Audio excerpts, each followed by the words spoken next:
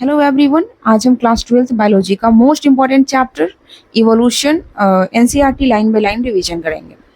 ये जो चैप्टर है आपका नीट, बोर्ड, सीयूटी और बीसीसी के लिए बहुत ही इंपॉर्टेंट है। इससे हर साल 2 से 3 क्वेश्चन पूछे गए हैं, तो वीडियो को एंड तक जरूर देखिए। तो चलिए स्टार्ट करते हैं। आज का जो हमारा चैप्टर है दैट इज द इवोल्यूशन। सबसे पहले देखते हैं first topic that is the origin of universe. Universe का ओरिजिन कैसे हुआ था एंड अर्थ का ओरिजिन कैसे हुआ था। तो बात करें यूनिवर्स की ओरिजिन की, तो ये 20 बिलियन ईयर्स अगो हुआ था by big bang theory, a huge explosion.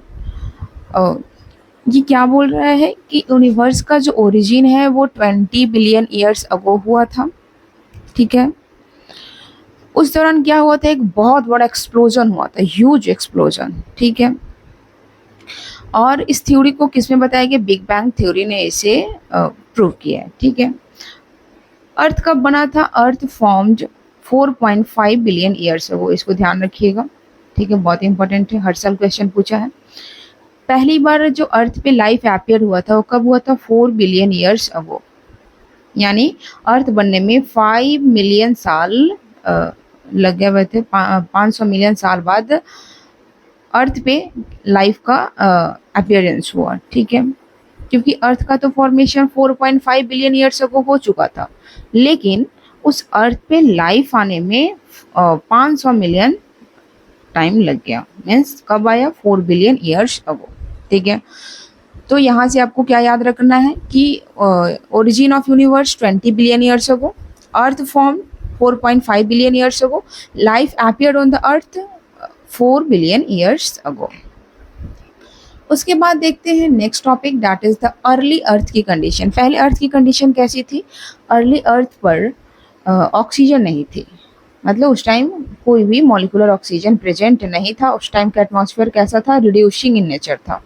ठीक है, गैसेस कौन कौन से प्रेजेंट थे, हाइड्रोजन गैस था, water in the form of water vapour था, मीथेन था, अमोनिया था। मीथेन का फॉर्मूला CH4 और अमोनिया का NH3। यूवी रेज ने H2O को तोड़ दिया, स्प्लिट किया, मतलब फोटोलाइसिस हुआ यहाँ पे, और ये हाइड्रोजन और ऑक्सीजन में कन्वर्ट हो गया। नेक्स्ट देखते हैं theory of origin of life. Theories of origin of life, first है थ्योरी ऑफ स्पॉन्टेनियस जनरेशन, जिसे हम लोग थ्योरी ऑफ एबायोजेनेसिस के नाम से भी जानते हैं। ये थ्योरी क्या बताता है कि सड़ी हुई चीज़ों जैसे कि मड से, स्ट्रॉ से, कीचड़ से लाइफ अपने आप आ गई थी। ये थ्योरी ये बोलता है कि सड़ी हुई चीज़ें, जितनी भी सड़ी गली चीज़ें हैं, मड है, कीचड़ है, वो सबसे लाइफ जो है अपने आप ऑटोमेटिक निकल गई थी। लुइस पास्चर ने इस थ्योरी को जानने की कोशिश की कि क्या सच में ऐसा होता है। तो लुइस पास्चर ने उन्होंने एक स्वैन नेक फ्लास्क यूज़ किया और प्रूफ किया कि लाइफ सिर्फ पहले से मौजूद लाइफ से आती है। ऐसा नहीं है कि वो कीचड़ से, मड से, स्ट्रॉ से, सड़े गले चीज़ों से आ जा रही है। Life always comes from the pre existing life. ये एनसीईआरटी का पॉइंट है कि life always comes from only pre existing life. उन्होंने इस एबायोजेनेसिस थ्योरी को क्या कर दिया, डिस्प्रूव कर दिया। ठीक है, पर्दाफाश कर दिया। क्या कर दिया, डिस्प्रूव कर दिया, पर्दाफाश कर दिया। ठीक है, तो थ्योरी ऑफ एबायोजेनेसिस क्या बोलता है कि जितने भी सड़े गले चीज है, जैसे कि मड हो गए, स्ट्रॉ हो गए, इन सारे चीज़ों से लाइफ आया है। तो लुइस पास्चर एक साइंटिस्ट थे, उन्होंने सोचा कि थोड़ा जाना जाए, एक्सपेरिमेंट किया जाए, क्या क्या सच में ऐसा होता है। तो उन्होंने एक स्वान नेक फ्लास्क यूज़ किया, कल्चर मीडियम प्रोवाइड किया, एंड देन उन्होंने देखा कि लाइफ जो है always comes from the pre existing life. Life जो हमेशा प्री एग्जिस्टिंग लाइफ से आता है, पहले से मौजूद जो लाइफ है उसी से लाइफ आएगा। ऐसा नहीं है कि वो कीचड़ से, मड से, स्ट्रॉ से, ये सड़े गले चीज़ों से आएगा। ठीक है, नेक्स्ट है आपका नेक्स्ट थ्योरी आपका that is the theory of panspermia, जिसे हम लोग कॉस्मोजोइक थ्योरी के नाम से जानते हैं। थ्योरी ऑफ पैंसपर्मिया, तो इस थ्योरी में क्या बताया गया है, कुछ एस्ट्रोनॉमर्स मानते हैं कि लाइफ जो है वो स्पोर्स के रूप में दूसरे प्लेनेट से अर्थ पर आ गई। थ्योरी ऑफ पैंसपर्मिया मतलब कॉस्मोजोइक थ्योरी क्या बोलते हैं कि कुछ एस्ट्रोनॉमर्स जो है मानते हैं कि लाइफ स्पोर्स के रूप में, ऐसे ऐसे छोटे छोटे स्पोर्स के रूप में दूसरे प्लेनेट से हमारे अर्थ पे आ गई है। ठीक है, थर्ड है chemical evolution, means Oparin हेल्डेन theory. Oparin हेल्डेन theory, उन्होंने कहा कि पहले नॉन लिविंग ऑर्गेनिक मॉलिक्यूल्स जैसे कि आरएनए, प्रोटीन बने, फिर उनसे लाइफ आई। ओपेरिन एंड हेल्डेन क्या है, एक साइंटिस्ट का नाम है, और उन्होंने क्या थ्योरी दिया, केमिकल इवोल्यूशन के बारे में बताया। और उनका थ्योरी जो है इनके नाम पे ही बेस्ड है, ओपेरिन हेल्डेन थ्योरी। उन्होंने क्या कहा कि लाइफ जो क्या कहा कि नॉन लिविंग ऑर्गेनिक मॉलिक्यूल्स जैसे कि आरएनए, प्रोटीन, सबसे पहले RNA, protein non living organic matter बना, फिर उनसे लाइफ एराइज हुआ, फिर उनसे लाइफ आया। नेक्स्ट जो हमारा एक्सपेरिमेंट है that is the Urey and Miller experiment. कब हुआ था, इन 1953। ये डेट के साथ याद रखना है। ओपेरिन हेल्डेन की बात को प्रूव करने के लिए एस.एल. मिलर ने लैब में अर्ली अर्थ जैसी कंडीशन बनाई। ये जो ओपेरिन और हेल्डेन ने बताया था कि लाइफ जो है वो नॉन ऑर्गेनिक मॉलिक्यूल्स के बन जाने के बाद ही फिर उनसे लाइफ आती है, जैसे कि आरएनए प्रोटीन बन जाएगा फिर लाइफ एरोज होगी। तो उसी बात को प्रूव करने के लिए यूरे एंड मिलर ने क्या किया, एक एक्सपेरिमेंट किया। तो ओपेरिन हेल्डेन की बात को प्रूव करने के लिए एस.एल. मिलर ने लैब में अर्ली अर्थ जैसी कंडीशन बनाई, मतलब पहले के टाइम का जो अर्थ का कंडीशन था उस टाइप का कंडीशन बनाया लैब में। कंडीशन क्या था, कंडीशन क्या क्रिएट किए, इलेक्ट्रिक डिस्चार्ज दिए at 800 degree Celsius temperature. Gases का मिक्सचर प्रोवाइड किए, जैसे गैस में क्या क्या वो मिक्सचर प्रोवाइड किए, मीथेन, अमोनिया, हाइड्रोजन गैस, और इसका रेशियो क्या रखे, 2:1:2, ठीक है। और वाटर जो है किसके फॉर्म में, वेपर के फॉर्म में रखे, ठीक है। ये सारा हमारा अर्ली अर्थ का कंडीशन था। अर्ली अर्थ का कंडीशन क्या था, बहुत ज़्यादा उस टाइम टेम्परेचर था, बहुत ज़्यादा उस टाइम टेम्परेचर था। सो उन्होंने अर्ली अर्थ का जो टेम्परेचर था सेम उसी तरह लैब में 800 डिग्री सेल्सियस टेम्परेचर प्रोवाइड किया। गैसेस जो है अमोनिया, मीथेन, अमोनिया और हाइड्रोजन को इन द रेशियो 2:1:2 में रखा, और water in the form of vapour रखा, ठीक है। रिजल्ट क्या मिला, इससे उनको रिजल्ट क्या मिला, उन्हें अमीनो एसिड मिले, उन्हें अमीनो एसिड मिले। और बाकी जो लोग उनके साथ एक्सपेरिमेंट कर रहे थे उनको किसी को शुगर मिला, किसी को नाइट्रोजीनस बेसिस मिला। उसके बाद उन्हें अमीनो एसिड मिला, कुछ लोगों को शुगर मिला, नाइट्रोजीनस बेसिस मिला, ठीक है, और किसी को लिपिड्स मिला, ठीक है। तो ये थ्योरी क्या प्रूव करता है, this prove the chemical evolution. ये ओपेरिन हेल्डेन के थ्योरी को प्रूव कर दिया कि हाँ पहले अर्थ का जो कंडीशन था दैट इज द बहुत ही ज़्यादा उस टाइम टेम्परेचर था, मीन्स रिड्यूसिंग नेचर था, उस टाइम मॉलिक्यूलर ऑक्सीजन प्रेजेंट नहीं था। सो इसीलिए लैब में यूरे एंड मिलर ने 800 डिग्री सेल्सियस टेम्परेचर दिया, गैसेस का मिक्सचर मीथेन, अमोनिया और हाइड्रोजन का रखा, रेशियो 2:1 दिया, water in the form of vapour दिया, ठीक है। रिजल्ट क्या मिला उन्हें, रिजल्ट मिला यूरे एंड मिलर को क्या, अमीनो एसिड मिला, और बाकी लोगों को शुगर बोले तो पेंटोज शुगर, ठीक है। और नाइट्रोजीनस बेसिस बोले तो क्या, एडेनिन, ग्वानिन, साइटोसिन, थाइमिन, ठीक है, जैसे कि adenine, guanine, cytosine, thymine, uracil, ये सब मिला। किसी को लिपिड मिला, ठीक है। तो ये थ्योरी, ये एक्सपेरिमेंट क्या प्रूव करता है, केमिकल इवोल्यूशन को प्रूव करता है, ठीक है।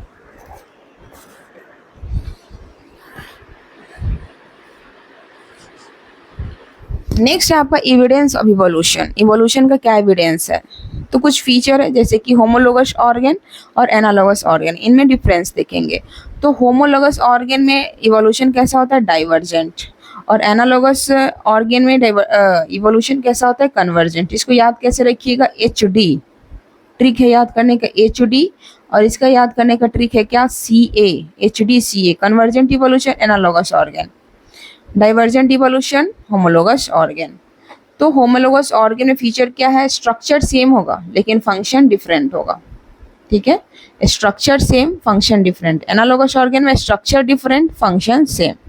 ओरिजिन की बात करें तो ये कॉमन एंसेस्ट्री एक ही पूर्वज से निकले हुए हैं, ठीक है। इसके कॉमन एंसेस्ट्री मतलब एक ही पूर्वज से ये सारे निकले हुए हैं। एनालोगस में क्या है, डिफरेंट एंसेस्ट्री मतलब अलग जगह से आए हुए हैं, ठीक है।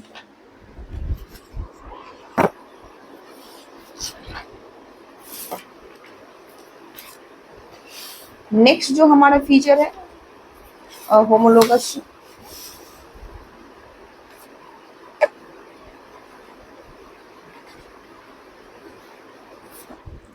नेक्स्ट जो हमारा फीचर है homologous organ and analogous organ में, वो क्या है?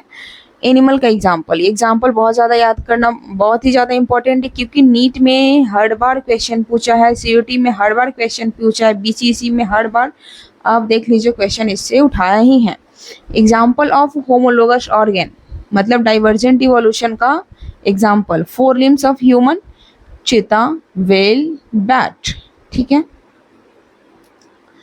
एनालोगस ऑर्गेन का wings of butterfly and birds, flipper of penguin and dolphin. बात करें एग्जाम्पल प्लांट की, तो होमोलोगस ऑर्गेन में आ जाएगा थॉर्न्स ऑफ वागनवेलिया, थॉर्न्स मतलब कांटा, तो thorns of bougainvillea and tendrils of cucurbita. ये एनसीईआरटी का एग्जाम्पल है सारा। नेक्स्ट एनालोगस ऑर्गेन में प्लांट का एग्जाम्पल क्या हो जाएगा? स्वीट पोटैटो जो है वो रूट मॉडिफिकेशन है, रूट का मॉडिफिकेशन है, और पोटैटो जो है वो स्टेम का मॉडिफिकेशन। ठीक है।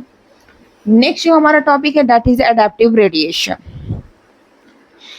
ये क्या होता है एडेप्टिव रेडिएशन? जब एक ही ज्योग्राफिकल एरिया में एक सिंगल पॉइंट से स्टार्ट हो करके अलग अलग स्पीसीज अलग अलग हैबिटेट में इवॉल्व हो जाते हैं, तो इसी को क्या बोलते हैं? Adaptive radiation.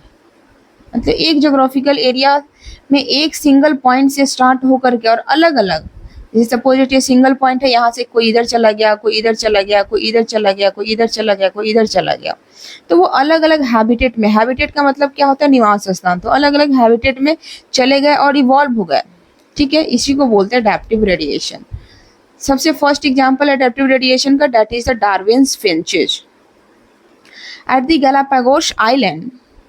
गैलापागोस आइलैंड पर बिक्स का जो शेप है, बिक मतलब होता है चोंच, चिड़िया का जो चोंच होता है उसको बोलते हैं बिक्स। तो गैलापागोस आइलैंड पर बिक्स का जो शेप है वो बदल गया। खाने की हैबिट, ये जो खाने का हैबिट है ये भी क्या हो गया? चेंज हो गया। क्यों ऐसा बिक्स का शेप जो ऐसा क्यों चेंज हो गया? क्योंकि उनकी खाने की हैबिट जो है वो चेंज होती गई है, जिसकी वजह से उनका बिक्स का जो शेप है वो धीरे धीरे चेंज होता गया। अब कोई सपोज कोई फ्रूट ईटिंग हो, कोई सैप्रोफाइटिक ऑर्गेनिज्म पे डिपेंड करता हो, कोई जैसे कि वुड पिकर होता है तो वो लकड़ी को ऐसे ऐसे खोदता है, तो उसका जो बिक होगा वो बहुत ही ज़्यादा शार्प और पॉइंटेड होगा। इस टाइप से बिक का मॉडिफिकेशन जो है उनके खाने के हैबिट पे चेंज होता चला गया। ये डार्विन बताते हैं, ये डार्विन बताते हैं अपने डार्विन फिंचेस में कि गैलापागोस आइलैंड पे उन्होंने देखा कि क्या बहुत सारे ऐसे बर्ड्स हैं जिनका बिक का जो शेप है उनके खाने के हैबिट पर चेंज होता गया। ठीक है। नेक्स्ट है ऑस्ट्रेलियन मार्सुपियल्स। ऑस्ट्रेलियन मार्सुपियल्स है, एक ही आइलैंड पर अलग अलग मार्सुपियल्स इवॉल्व हुए। ठीक है, एक ही आइलैंड पे अलग अलग मार्सुपियल्स इवॉल्व हुए। नेक्स्ट है adaptive theory Lamarck versus Darwin. तो लामार्किज्म क्या बोलता है? Use and disuse of organs. अगर आप ऑर्गेन का यूज करते हो तो वो बढ़ेगा और डिसयूज नहीं करते हो तो वो धीरे धीरे खत्म हो जाएगा। एग्जाम्पल देते हुए लामार्क बताते हैं कि ग्राफ ने अपनी गर्दन को इतना खींचा कि उसकी गर्दन जो है लंबी हो गई। ठीक है, just because of inheritance of acquired characters. ये लामार्क का थ्योरी था कि यूज और डिसयूज ऑफ ऑर्गेन्स, इसको याद रखना है। Use and disuse of organs के बारे में किसने बताया था? लामार्क ने। नेक्स्ट डार्विन ने क्या बोला? Darwin based on the natural selection और ब्रांचेड डिसेंट पे बात की है। ठीक है, मतलब उन्होंने क्या कहा? जो फिट होगा नेचर उसे सिलेक्ट करेगी और वही रिप्रोड्यूस कर पाएगा।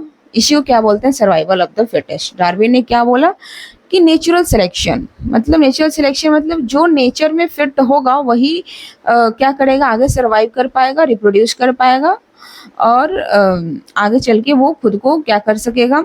रिप्रोड्यूस कर सकेगा। ठीक है, तो यही डिफरेंस था लामार्क और डार्विन में। ठीक है, एक और थ्योरी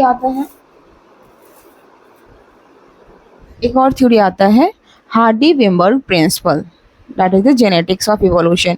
ये रूल कहता है कि अगर कोई इवोल्यूशनरी फोर्स काम नहीं कर रहे हैं तो एक पॉपुलेशन में एलील फ्रीक्वेंसी स्टेबल और कांस्टेंट रहेगी।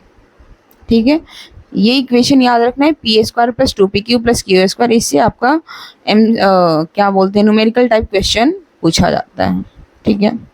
हार्डी विम्बर्ग को अफेक्ट करने वाले कौन कौन से फैक्टर थे? तो 5 फैक्टर थे, gene migration, genetic drift, mutation, genetic recombination और natural selection. Types of natural selection की बात करें तो 3 टाइप के नेचुरल सिलेक्शन होते हैं। कौन कौन सा? स्टेबलाइजिंग, डायरेक्शनल और डिस्ट्रप्टिव। स्टेबलाइजिंग, डायरेक्शनल और डिस्ट्रप्टिव। अब बात करते हैं सबसे पहले स्टेबलाइजिंग की। तो नेचर मीन कैरेक्टर वैल्यू को सिलेक्ट करती है। पीक जिसकी ऊंची होगी वही क्या होगा? सेलेक्ट उसको नेचर करेगी। जैसे यहाँ देखिए पीक इसका हाई है तो नेचर सिर्फ इसको सिलेक्ट करेगी, इसको सिलेक्ट नहीं करेगी। यहाँ सिलेक्ट करेगी ये नहीं, ये नहीं, ये नहीं, ये नहीं। डायरेक्शनल में क्या होता है? नेचर किसी एक एक्सट्रीम वैल्यू को सिलेक्ट करती है, पीक एक तरफ शिफ्ट हो जाएगी। जैसे सपोज डेट कि पीक इस साइड शिफ्ट हो रहा है तो इसको सिलेक्ट करेगी।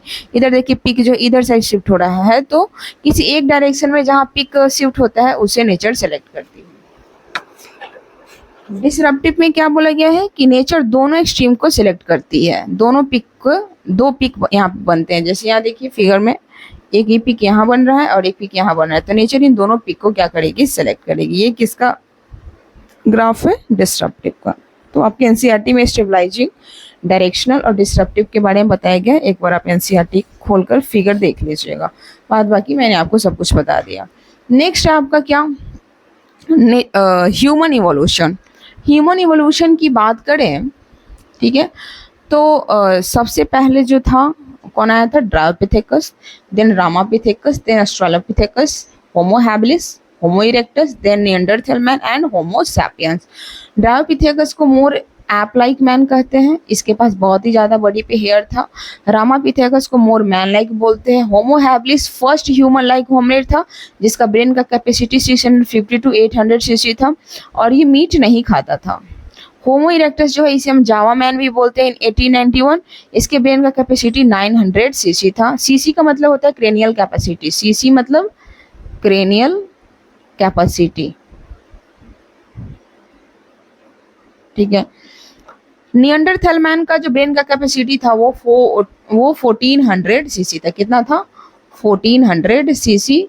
वो खुद को जैसे सपोज डेट कोई थंडरस्टॉर्म आ रहा है, आंधी आ रही है, तूफान आ रही है, बारिश हो रही है, तो खुद की बॉडी को प्रोटेक्ट भी करते थे, गुफा में छुप जाते थे और डेड बॉडी को वो बरीड करते थे, मतलब दफनाते थे, ठीक है। इतना उनके पास दिमाग आ चुका था, ठीक है। कितना था उनका ब्रेन का कैपेसिटी? 1400 सीसी। नेक्स्ट है होमो सैपियंस जिसे हम लोग मॉडर्न मैन के नाम से जानते हैं। Arose in Africa during the ice age, ठीक है।